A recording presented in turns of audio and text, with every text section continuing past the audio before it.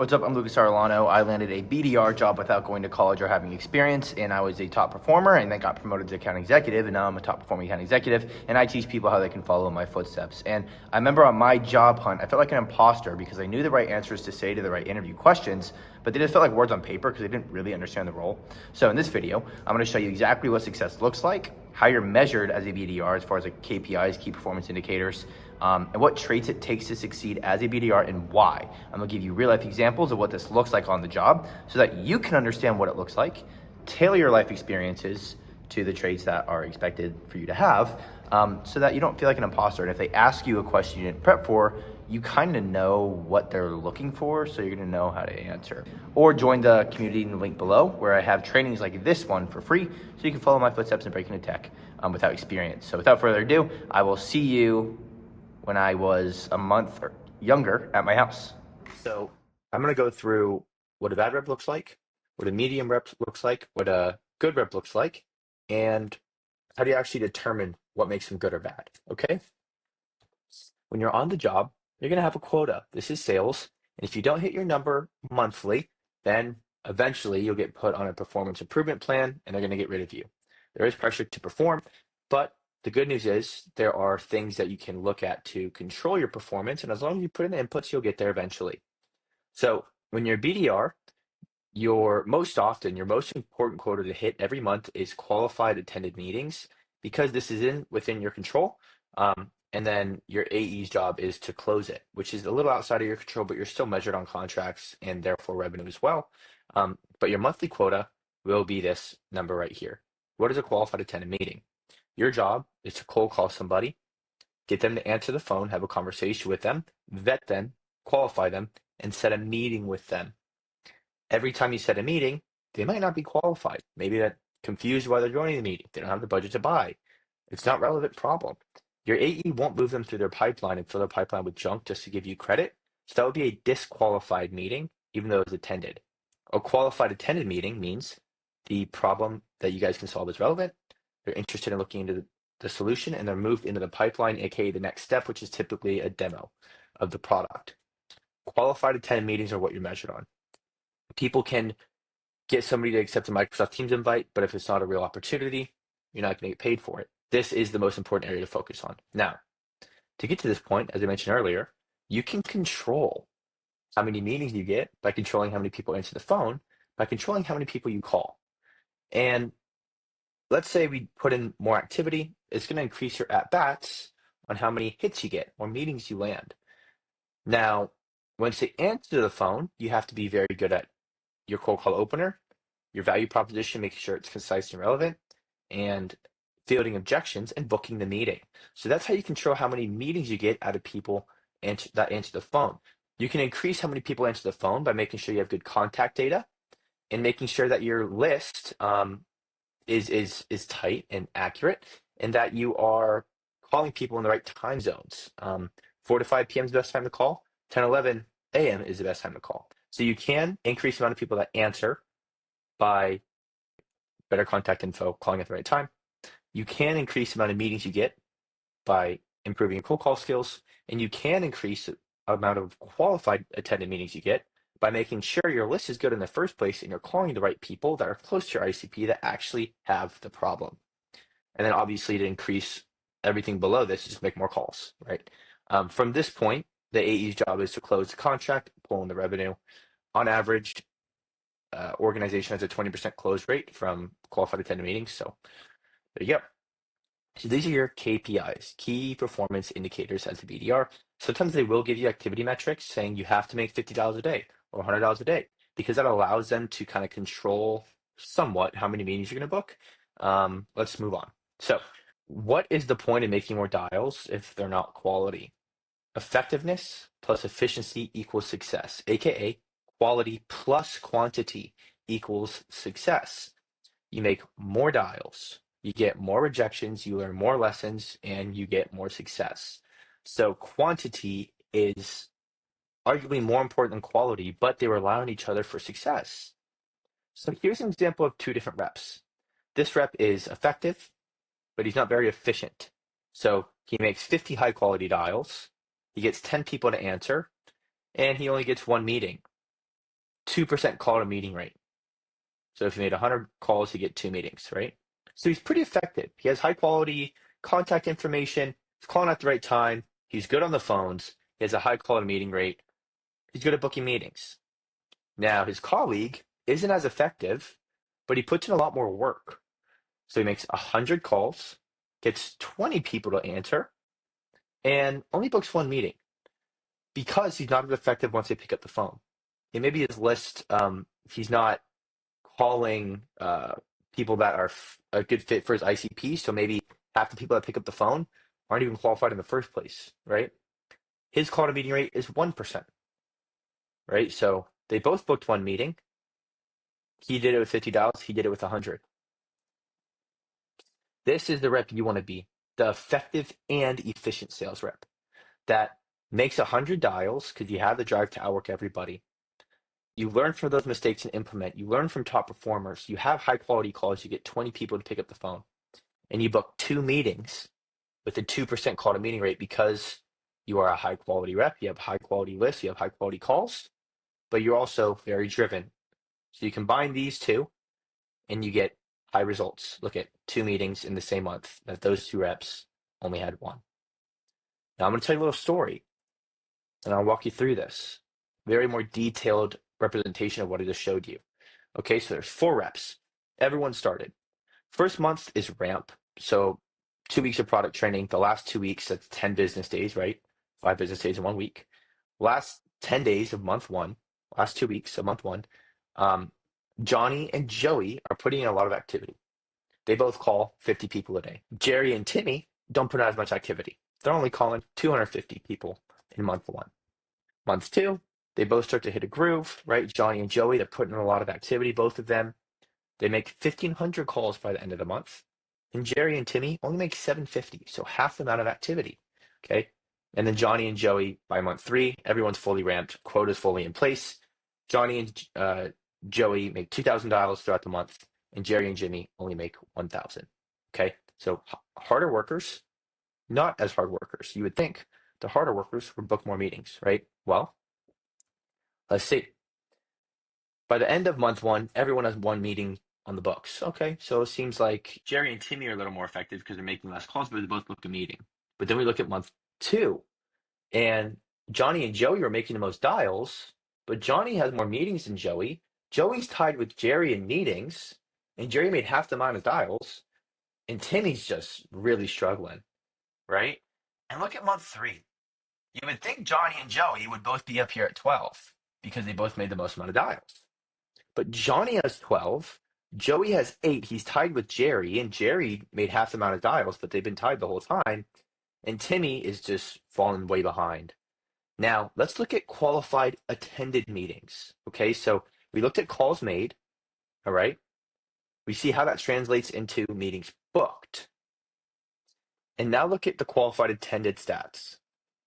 Johnny has 9 qualified attended meetings out of the 12 that he booked. Joey has 4 qualified attended meetings out of the 8 that he booked, right? So he's making a lot of dials, booking a good amount of meetings, but they're not qualified. Jerry has 6 qualified attended meetings out of the 8 that he booked. He's making less dials, booking the same amount of meetings as Joey, but has a higher qualified attended meeting rate. And Timmy is just struggling. Let's go into the details of this and exactly why each rep is ending up where they are here. We're starting with Timmy the struggler, the bottom of the chart. Why is Timmy doing so poorly? Well, his activity is pretty low, okay? Month 1, he ended at 250 dials. Month 2 is 750. Month 3 was 1,000, right? So he's not putting in enough activity. 50 dials a day. His cold call opener is generic. He sounds robotic. He's nervous. It's, hey, John, did I catch you at a bad time? It's just a terrible opener. He doesn't know how to cold call. And he gets nervous and he talks too much. So people tend to hang up on him once he gets him on the phone. That's why his meeting book numbers are so low, right? 2 meetings out of 750, 3 meetings out of 1,000 dials. That's a terrible ratio. When somebody throws an objection at him, I'm not interested, he gives up. He doesn't push back. He's not creative. When he is on the phone. He's trying to sell the product too much. When you're a BDR, your job is to sell the meeting, not the product. So he misses his chance to pitch the meeting, and he doesn't tailor his outreach to a CEO or a CFO. He gives them all the same pitch when they all have different job titles and different goals. So you should be tailoring your personas, okay? When he's prospecting, he's building a poor list that doesn't match his ideal customer profile. It has vague filters, bad contact info. He's not prospecting any decision maker. He's just calling the wrong contacts in general. And he doesn't bring research to the call so he can pick up and give him a tailored cold call opener saying, hey, I did some research. I read this on your website or blah, blah, blah, blah. Can I tell you why I'm calling? It's just generic, right? And people can smell a telemarketer a mile away. You want to come in with some research. Let me move my head. Why else is Johnny failing? Not only does his cold calls suck, his lists suck, but his emails are too long. He spends too much time on them because he's scared to pick up the phone. He starts his emails with, I hope this finds you well. Prospects don't want to see they want to see stuff about them. And he has bulky call to action saying, are you open for a meeting at 2 p.m.? No, no, no, no, no. He wastes all his time spending too much time writing an email because he wants it to be perfect. But in reality, there's too much junk in people's inboxes. You're not going to get meetings from emails. You're not going to get many, at least. You might get some. All your meetings, most of your meetings are going to come from calls. So Johnny or Timmy's just struggling, right? Coaching. He fails alone. When he gets rejected, he's scared to share it with the team for feedback. He doesn't connect with top performers. He rejects criticism when people tell him what's wrong. He's like, no, I got this, man. I'm always better. Even though he's green, he has no idea what he's doing. He doesn't invest in himself. He doesn't learn new cold calling tactics, prospecting tactics. He's not creative in finding new ways. And he doesn't track his metrics so he can improve them. He doesn't track how many calls he makes a day. He doesn't track how many people pick up the phone. He doesn't track how many meetings he's making. He's just picking up the phone, using the same opener, calling a shitty list, relying on emails. That's his day to day. And that's why Timmy ends the month at zero qualified attended meetings out of, 1, 2, and then 2 at the end because he got lucky. Okay. The 3 meetings that he booked, 2 out of 3 were qualified. But these are terrible ratios, right? This is not where you want to be. Now, this is more likely where you're going to be, either Jerry or Joey. The quality first rep. He has super high quality outreach, but low quantity, meaning he's a little less effective in his 9 to 5, the 8 hours that he's working every day. Let's see why. So Jerry is only making 1,000 dials by month 3 when he's fully ramped. Same as Timmy. But why is he able to book almost double the amount of meetings as Timmy and have 1 qualified first month, 4 second month, and 8, booked 4th month. Let's restart. Why is he able to have 1 meeting booked by the end of the first month, 4 by the second, and 8 by the third? Let's look into this. So he's just doing $50 a day, same as Timmy, but he is asking top performers what cold call opener they use, and he A/B tests it with one that I given him or he finds online, and he sees which opener gets less hangups. He brings tailored insights to the call. He picks up the phone and says, hey, did my research. I read this online. Can I tell you why I'm calling? And it makes him want to hear him out instead of just giving him the same generic robotic opener. Hey, man, John, how are you? Did I catch you at a bad time? Right? It's tailored. Okay. He tailors his pitches. If he's calling a CFO, he knows what they care about because their goals is different than a CEO's or VP of sales. So he tailors his pitches to make it relevant to the person he's reaching out to. He's very good at objection handling. He asks open-ended questions, so he's not talking the whole time. He's allowing the prospect to speak 70% of the time, while he speaks 30% of the time. And he knows when to pitch the meeting. He knows when he hears the interest, he sets it up with the account executive once it's qualified and there's interest. He's not trying to sell the product on the phone because that's not your job. When he's prospecting, he makes sure, he spends almost a little too much time making sure that his list is an exact fit to his ICP. He has verified contact data. He's prospecting into decision makers and champions that are actually interested in his product. And he spends time manually scraping the web for intent signals or reasons why that company specifically is a good fit for this product. Maybe it's a hiring wave, maybe it's a news article, right? Anything we can find that can tailor or we can use in our outreach saying, hey, I saw this. Typically, this means this, and this brings problem, or we bring solution to that problem. It's an intent signal. So he spends a lot of time doing that. He researches manually, right? And makes sure he's building a high quality relevant list. When he sends emails, he does prioritize calls over the email, but he does spend too much time sending personal emails, but they're good emails. They lead with you and your. They bring relevant insights. They're tailored to that specific persona, and uses a soft CTA saying, "Are you interested in chatting?" Or, "Can I send some information?" instead of, "Can we meet at 2 p.m. tomorrow?" When it comes to coaching, he shares the worst calls with his team for feedback. He requests weekly reviews for his manager to improve him with him. He fails forward. He seeks support tailoring his pitches and his cadences to these to these buyer personas. He's open to criticism from anybody on the team, especially the seasoned sellers, and he learns from the top sellers. So he's constantly improving, and he's not just starting from scratch. He's starting from the top performer and working it from there. He studies calls tactics. He invests in personal development. He tracks his metrics. How many people answer my call? How many people hung up on me? How many people did I book a meeting with that answer my call? How many meetings did I book? From how many calls did I make? I made 1,000 calls and booked 8 meetings? That's a 0.8% call to meeting ratio. By tracking these four, he can see if he's improving or what he needs to improve on, and he can throw in variables to see if those numbers will raise. Okay. So Jerry, at the end of the day, is at the top of the leaderboard, but he's not very effective.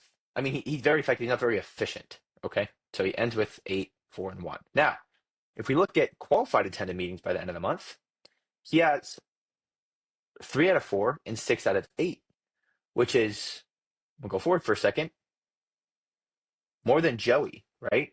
They booked the same amount of meetings, but Joey has half the amount of qualified attended meetings. Why is that? Because Jerry spent the time to make sure the people he's calling can actually use his product, and he set up good quality meetings with the people that answer the phone, right? So that's why the majority of the people that he books meetings with show up and they're qualified.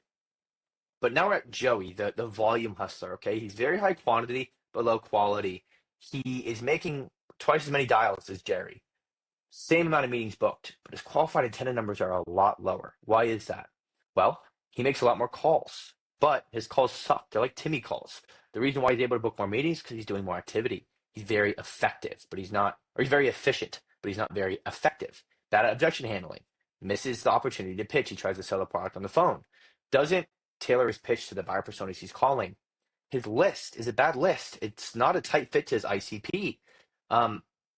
He just doesn't spend enough time researching and building a good list, and his outreach is just poor. But he's doing a lot of activity, so he's increasing his at-bats, and he is booking a lot of meetings.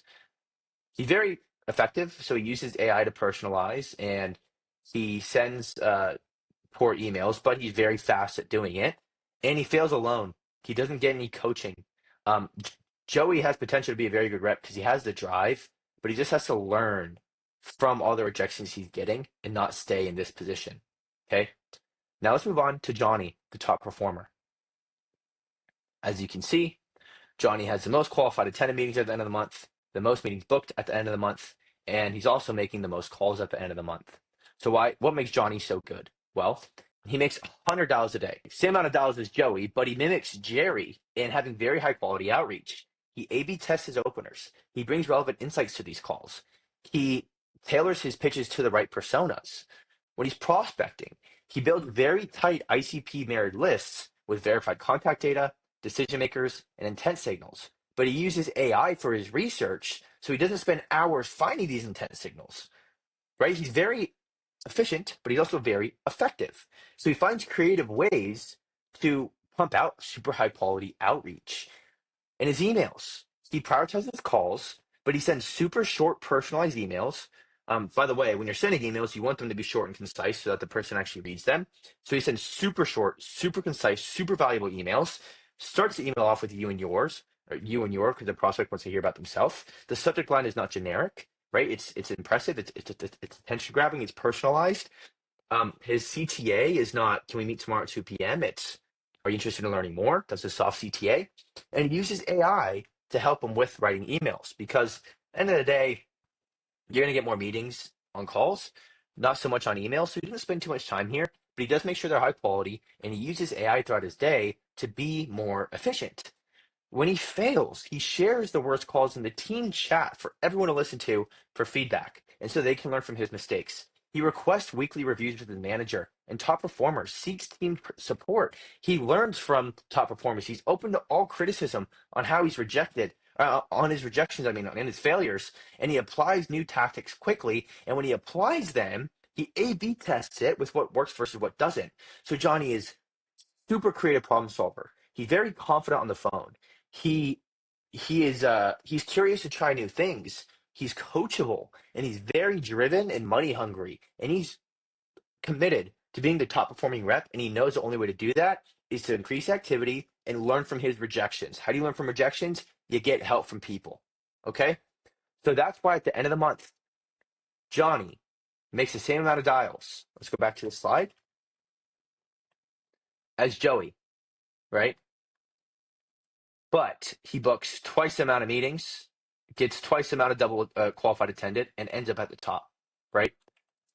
Efficiency plus effectiveness equals success. You can either be this guy, you could be this guy, you could have none and be Timmy, or you could be Johnny and have both and make the most money.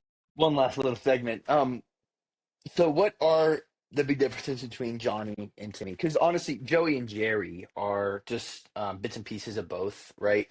And so how can you not just go in the job and crush it, but also show that you have what it takes to be Johnny and not Timmy, okay? You want to show that you're coachable and that you're open to criticism. That's the only way you're going to learn something you don't know. Cold calling, being a BDR. You have to show that you seek criticism, that you don't get defensive. You don't reject when people criticize you, especially people that know what they're talking about. You have to show that you are confident yet humble. You want to be arrogant, you want to be confident, but you don't want to be arrogant in thinking that you're right all the time, right? Um, be proactive. You want to fail forward, not fail in private. Don't be the Timmy that fails in private. You want to tell stories about you seeking criticism outside of yourself. Be adaptable, quickly adaptable. Be able to implement new things and not take weeks or months to ramp up quick. Show that you're a quick learner.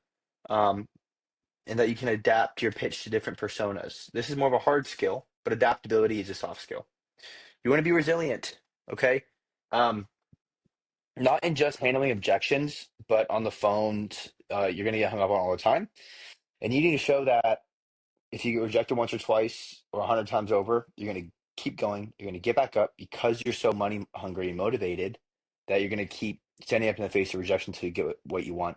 They want grit. They want to see grit. They don't want to see somebody that avoids rejection or avoids objections instead of pushing back.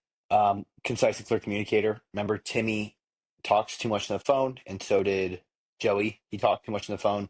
You want to be a clear communicator and allow the prospect to talk by asking the right questions. So in your interviews, don't talk too much, right? Be concise, be a clear communicator, be personable and friendly, all right? Be able to build rapport quickly. Don't be robotic. Don't be nervous in your interviews. Don't be robotic. Don't be reading from a script. Don't be nervous. Prioritize natural conversation.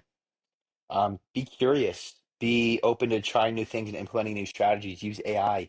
Research deeply.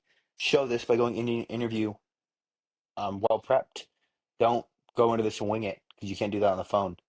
You want to be disciplined and consistent with your activity, meaning you need to show that you're a result-oriented person, that you set yourself on a goal, and you don't stop until you hit that goal, because that's ultimately what you're doing. If your uh, goal is to book 15 meetings a month, and you know you have to make 2,000 calls to do it, you don't stop till you make those 2,000 calls because that's how you know you hit your goal. Okay, goal-oriented, data-driven. Goes right into the last one. Tracks and test performance. You want to show that you are constantly looking to grow and develop. You can't just be okay with this job. You need this job because it's the only way out of your current situation where you're stagnant. Okay. You want to grow continually. You read books, you personal development all the way. That's why you're here, because you want to grow. So you need to come to the interview with stories proving that. All these soft skills, you need to have stories proving that you have what it takes. And oftentimes the same story can show a couple different traits. But you need to make sure that you are coming up strong and not just telling them that you're a Johnny, but that you come and you show them with the prep that you do, the answers you give, and the way that you speak and communicate. A lot of it's reading between the lines. Okay. Hopefully at this point you understand what success looks like and why you need the traits to succeed that I highlighted in that video. Feel free to connect with me on LinkedIn. I post stuff like this every day, like helpful tips on how to break into tech and whatnot. But join the community link below. It has a free guide to break into tech, about 500 people at this point, bunch of free trainings like this on how you can follow my footsteps, and I'd love to see if I can help you in any way. So God bless you. Thanks for watching, and see you next weekend.